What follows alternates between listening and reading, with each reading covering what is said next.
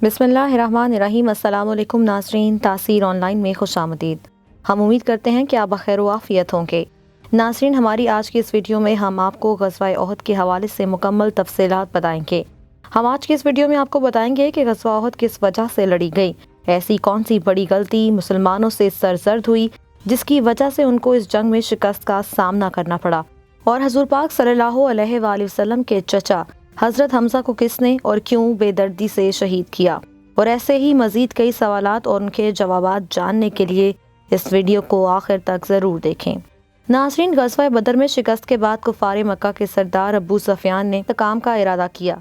अबू सुफियान ने फ़ौज को तैयार करके 3 शवाल को मदीने की तरफ कूच किया। इस दफ़ा 3000 जंगजू अबू सुफियान के ज़ेरे कमान थे, जिनमें से 700 सिपाही मुकम्मल तौर पर मुसल्लह थे।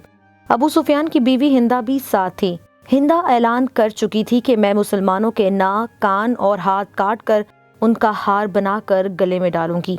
अबू सुफियान फौज का नायब सरदार था। इसके अलावा दूसरे सरदारों में अबू जहल का बेटा अकरमा भी शामिल था। मुसलमान ये बात जानते थे कि कुफ्फार ग़ज़वा बदर का बदला लिए बगैर चैन से नहीं बैठेंगे, इसीलिए आप सल्लल्लाहु अलैहि वसल्लम कुफ्फार की हर सरगर्मी पर नजर रखे हुए थे। जब आप सल्लल्लाहु अलैहि वसल्लम को मालूम हुआ कि कुफ्फार मदीना पर हमलावर होने के लिए निकल पड़े हैं, तो आपने तमाम सहाबा कराम से मशवरा किया। उनमें से चंद सहाबा ने मशवरा दिया कि तमाम खवातीन को एक मोहल्ला में इकट्ठा कर दिया जाए और शहर में ही रहकर जंग की जाए, लेकिन चंद नौजवान सहाबा ने इस बात से इनकार कर दिया कि शहर से निकलकर दुश्मन का मुकाबला किया जाए। ये वो सहाबा थे जिन्होंने कम उम्र की वजह से ग़ज़वा बदर में शिरकत नहीं की थी, इसीलिए उन पर जोश तारी था। आप सल्लल्लाहु अलैहि वसल्लम फैसला होते ही घर तशरीफ ले गए और ज़र्रा पहनकर बाहर आ गए, मगर बाद में इन्हीं सहाबा को निदामत महसूस हुई कि क्यों शहर से बाहर जाकर लड़ने का मशवरा दिया। वह हुज़ूर पाक सल्लल्लाहु अलैहि वसल्लम के पास तशरीफ ले गए और कहा कि क्यों ना शहर में ही रहकर इन काफरों से जंग लड़ी जाए। जवाब में आप सल्लल्लाहु अलैहि वसल्लम ने फरमाया कि रसूल को ज़ेब नहीं देता कि हथियार पहनकर बगैर कताल के उतार दें। चनाचे आप 1000 का लश्कर लेकर मदीना से रवाना हुए। आपने लश्कर को 3 हिस्सों में तकसीम किया। मुहाजिरीन का दस्ता और उसका परचम सैयदना मुसब बिन उमैर को अता किया। उसके अलावा कबीला औस का दस्ता उसैद बिन हुज़ैर को दिया और तीसरा दस्ता कबीला खजरज के हब्बाब बिन मुंज़िर को अता फरमाया। पूरा लश्कर 1000 जंगजुओं पर मुश्तमिल था, जिनमें 100 ज़र्रापोश और 500 शाहसवार थे। सैयदना इब्ने उम्मे मखदूम के ये ज़िम्मे लगाया क्या कि वो मदीने में ही रहकर मुसलमानों को नमाज पढ़ाएं। इसके बाद कूच का ऐलान फरमाया और लश्कर ने शमाल का रुख किया। सैयदना साद बिन मुआज़ और साद बिन अबादा रज़ी अल्लाह ताला अन्हो ज़रा पहने नबी करीम सल्लल्लाहु अलैहि वसल्लम के आगे चल रहे थे। रात ओहद और मदीना के दरमियान बसर की और सुबह तलुए फजर से कुछ पहले कारवां फिर चल पड़ा। रास्ते में अब्दुल्ला बिन अबी मुनाफिक अपने 300 सिपाही लेकर अलग हो गया। उसने आप सल्लल्लाहु अलैहि वसल्लम से ये कहते हुए मदीना की तरफ रुख किया कि आपने हमारी बात को कोई तरजीह नहीं दी, इसीलिए हम वापस जा रहे हैं। इस बगावत और वापसी के बाद रसूलुल्लाह सल्लल्लाहु अलैहि वसल्लम ने बाकी लश्कर में, जिसकी तादाद अब 700 रह गई थी, उनके साथ दुश्मन की तरफ पेशकदमी शुरू कर दी। दुश्मन का पड़ाव आप सल्लल्लाहु अलैहि वसल्लम के और ओहद के दरमियान कई समतों से हायल था, इसलिए आपने दरियाफ्त किया कि कोई आदमी है जो हमें दुश्मन के पास से गुजरे बगैर किसी करीबी रास्ते से ले चले। इसके जवाब में अबू क़िस्मा ने अर्ज़ किया कि या रसूलल्लाह सल्लल्लाहु अलैहि वसल्लम, मैं इस खिदमत के लिए हाजिर हूँ। फिर उन्होंने एक मुख्तसर रास्ता इख्तियार किया। वहाँ पहुँचकर नबी करीम सल्लल्लाहु अलैहि वसल्लम ने आगे बढ़कर वादी के आखिरी सिरे पर वाक़े ओहद की पहाड़ की घाटी में क़याम फरमाया और वहीं लश्कर का खैमा लगाया। सामने मदीना था, पीछे ओहद का पहाड़। इस तरह दुश्मन का लश्कर मुसलमानों और मदीने के दरमियान आ गया। रसूलुल्लाह सल्लल्लाहु अलैहि वसल्लम ने लश्कर को तरतीब दी, जंगी नज़रिए से उनको कई हिस्सों में तकसीम फरमाया। उनकी कमान हज़रत सैयदना अब्दुल्ला बिन ज़ुबैर बिन नुमान के सपोर्ट की और उन्हें वादी कनात के जनूब पर वाक़े एक छोटी सी पहाड़ी पर भेज दिया, जो कि इस्लामी लश्कर के खैमा से 150 मीटर जनूब मशरिक में वाक़े है और जबल रुमात के नाम से मशहूर है। उन्हें वहाँ तैनात फरमाया और चंद हिदायत दी। अगर तुम लोग देखो कि हमें परिंदे उचक रहे हैं तो भी अपनी जगह ना छोड़ना, यहाँ तक कि मैं बुलावा भेजूं, और अगर तुम देखो कि हमने कौम को शिकस्त दे दी है और उन्हें कुचल दिया है तो भी अपनी जगह ना छोड़ना, यहाँ तक कि मैं बुलावा ना भेजूं। बाकी लश्कर की तरतीब कुछ ऐसे थी कि दाएं जाने वाले लश्कर पर सैयदना मुंजिर बिन उमर मरकूब थे اور بائیں جانے والے لشکر پر زبیر اور ان کے معاون سیدنا مقداد کو بنایا گیا۔ سیدنا زبیر کو یہ کام دیا گیا کہ وہ خالد بن ولید کے شاہ سوار کا راستہ روکیں گے۔ اس ترتیب کے علاوہ صف کے اگلے حصے میں ایسے ممتاز اور بہادری والے مسلمان رکھے گئے جو جانبازی اور دلیری کا شہرا تھے اور جنہیں ہزاروں کے برابر مانا جاتا تھا۔ یہ منصوبہ بڑی باریکی اور حکمت پر مبنی تھا۔ اس سے ثابت ہوتا ہے کہ کوئی کمانڈر کیسا ہی باصلاحیت کیوں نہ ہو، مگر آپ صلی اللہ علیہ وآلہ وسلم سے زیادہ باریک اور باحکمت منصوبہ تیار نہیں کر سکتا۔ یہ تھی نبی کریم صلی اللہ علیہ وآلہ وسلم کی لشکر کی تنظیم جو 7 شوال 3 ہجری کو صبح عمل میں آئی۔ دوسری جانب مشرکین نے اپنا لشکر بھی تنظیم بندی سے ہی حصوں میں تقسیم کیا ہوا تھا۔ ان کا سپہ سالار ابو سفیان تھا، دائیں جانب خالد بن ولید سالار تھے اور بائیں جانب کا سالار اکرمہ بن ابو جہل تھا۔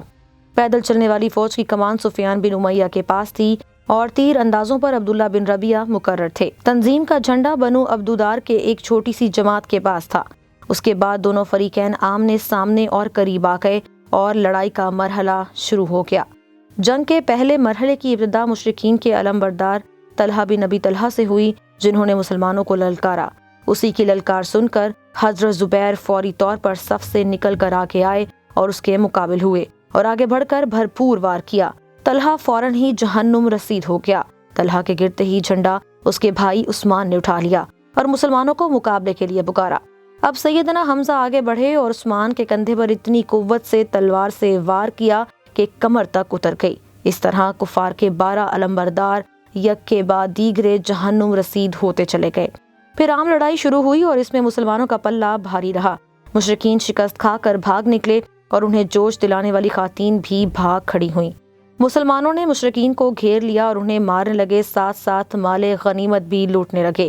ایسے میں درے پر موجود 50 تیر اندازوں سے وہ غلطی ہو گئی جس نے جنگ کا پاسا ہی پلٹ دیا۔ ہوا کچھ یوں کہ نبی کریم صلی اللہ علیہ وآلہ وسلم نے ان کو جو ہدایت کی تھی کہ اس درے کو کسی بھی حال میں نہ چھوڑنا، لیکن جب مسلمانوں کو کامیابی ہوئی اور مشرکین بھاگنے لگے تو انہوں نے یہ درہ چھوڑ دیا اور مال غنیمت لوٹنے لگے۔ تیر اندازوں کے سربراہ حضرت عبداللہ بن زبیر نے انہیں روکنے کی کوشش کی، لیکن وہ مال غنیمت کی طرف متوجہ ہو گئے۔ قریشی فوج میں خالد بن ولید شامل تھے۔ انہیں اللہ نے غضب کی جنگی مہارت عطا کی تھی۔ انہوں نے اپنی مہارت سے فوراً بھانپ لیا کہ موقع بہت اچھا ہے، مسلمانوں پر اس درے کی جانب سے حملہ کر دیتے ہیں۔ چنانچہ انہوں نے دستے کو اپنے ساتھ لیا اور لمبا چکر کاٹ کر درے تک پہنچے اور درے پر اس وقت چند مسلمان سپاہی موجود تھے۔ کفار نے درے پر موجود تمام مسلمانوں کو شہید کر دیا اور مسلمانوں پر پیچھے سے حملہ آور ہو گئے۔ اس طرح مسلمان دونوں جانب سے گھیرے میں آ گئے اور 700 مسلمانوں کی فوج 3000 مشرکین کے نرغے میں آ گئی۔ زبردست جنگ ہوئی، 70 صحابہ شہید ہوئے، مسلمان منتشر ہو کر رہ گئے۔ سیدنا مصعب بن عمیر کی شکل حضور پاک صلی اللہ علیہ وآلہ وسلم سے بہت ملتی جلتی تھی۔ وہ شہید ہوئے تو مسلمانوں کو لگا کہ حضور پاک صلی اللہ علیہ وآلہ وسلم شہید ہو گئے۔ یہ سن کر مسلمانوں میں مایوسی پھیل گئی، بڑے بڑے صحابہ کرام کی طاقت جواب دے گئی۔ کچھ ہی دیر بعد کعب بن ملک نے حضور پاک صلی اللہ علیہ وآلہ وسلم کو دیکھ لیا اور بلند آواز سے پکارے کہ مسلمانوں مت گھبراؤ، ہمارے رسول صلی اللہ علیہ وآلہ وسلم زندہ ہیں۔ یہ سنتے ہی تمام صحابہ نے حضور پاک صلی اللہ علیہ وآلہ وسلم کو گھیرے میں لے لیا۔ لڑائی کے دوران عقبہ بن ابی وقاص نے ایک پتھر آپ صلی اللہ علیہ وآلہ وسلم کی پیشانی مبارک پر مارا۔ اس سے ذرا کے 2 حصے ہو گئے اور آپ کی پیشانی میں دھنس گئے۔ پھر ایک اور پتھر آپ کو لگا جس سے آپ کے 2 دانت مبارک شہید ہو گئے۔ یہ دیکھ کر حضرت طلحہ آپ کے سامنے آ گئے اور کفار کے بیشتر حملے اپنے جسم پر روک لیے۔ حضرت ابو دجانہ دشمنوں میں گھرے ہوئے آپ کے پاس آئے اور آپ کے سامنے ڈھال بن کر کھڑے ہو گئے اور تیروں کی برسات روکنے کے لیے اپنے پیٹ کو ڈھال بنا لیا۔ آپ صلی اللہ علیہ وآلہ وسلم کے قریب 9 صحابہ کرام موجود تھے۔ ان میں سے 7 صحابہ کرام نے حضور پاک صلی اللہ علیہ وآلہ وسلم کی حفاظت کرتے ہوئے جام شہادت نوش فرمایا۔ کافر چاہتے تھے کہ حضور پاک صلی اللہ علیہ وآلہ وسلم کو شہید کر دیں، لیکن تمام صحابہ نے اپنی جان کے نذرانے پیش کر کے کفار کو حضور پاک کے قریب تک نہ آنے دیا۔ کفار کے لشکر میں ایک سیاہ فام وحشی غلام بھی تھا جو کہ اپنی آزادی کے لیے کچھ بھی کر سکتا تھا۔ کفار نے اس کو 3 لوگوں کو قتل کرنے کا کہا۔ اگر وہ ان میں سے کسی ایک کو بھی قتل کر دیتا تو اس کو غلامی سے نجات مل جاتی۔ اس حبشی نے حضرت حمزہ کو دیکھا جو کہ کفار کو جہنم بدر کرنے میں مصروف تھے۔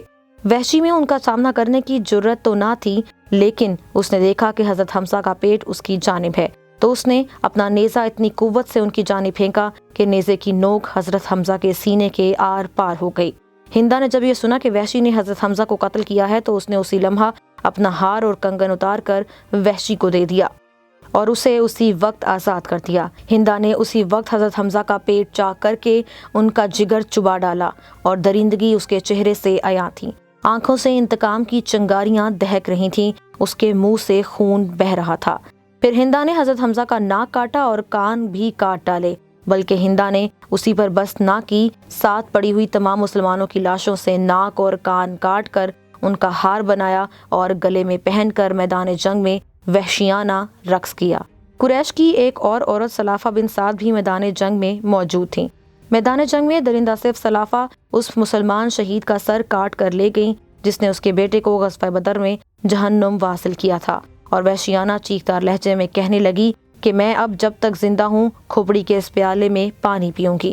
جنگ کے اختتام کے بعد جب حضور پاک صلی اللہ علیہ وآلہ وسلم نے دیکھا کہ ان کے چچا کو کس قدر بے دردی سے قتل کیا گیا ہے اور کس بے رحمی سے ان کے اور تمام مسلمانوں کے ناک کان کاٹ دیے گئے ہیں، یہ سب دیکھ کر ان کا دل غم سے بھر گیا اور وہ آپ دیدہ ہو گئے، لیکن پھر بھی صبر فرمایا اور دعا کی کہ اے اللہ میری قوم کو ہدایت فرما، کیونکہ وہ نہیں جانتے کہ میں کون ہوں۔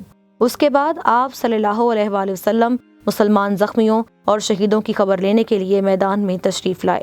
کچھ لوگ اس وقت تک بعض شہداء کو مدینے کی طرف لے کر چلے گئے تھے۔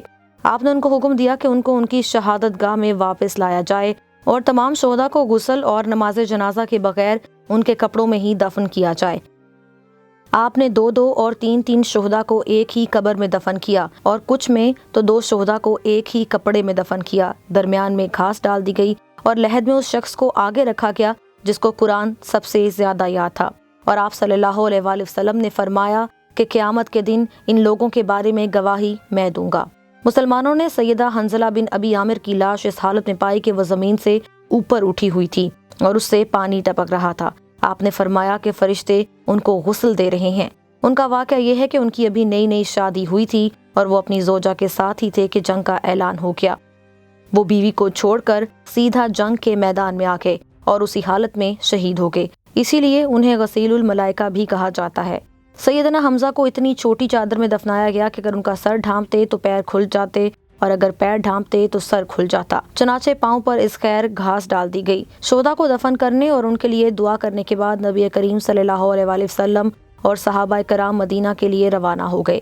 راستے میں کچھ عورتیں ملی جن کے عزیز شہید ہو گئے تھے۔ نبی نے ان کو تسلی دی اور صبر کے لیے دعا فرمائی۔ بنو دینار کی ایک خاتون آپ کے پاس آئی جس کے شوہر، باپ اور بھائی شہید ہو گئے تھے۔ جب انہیں ان کے عزیزوں کی شہادت کی خبر ملی تو وہ فوراً سے بولی کہ رسول اللہ صلی اللہ علیہ وآلہ وسلم کی کیا خبر ہے؟ تو انہیں بتایا گیا کہ وہ خیریت سے ہیں۔ تو وہ بولی کہ میں آپ کو دیکھنا چاہتی ہوں۔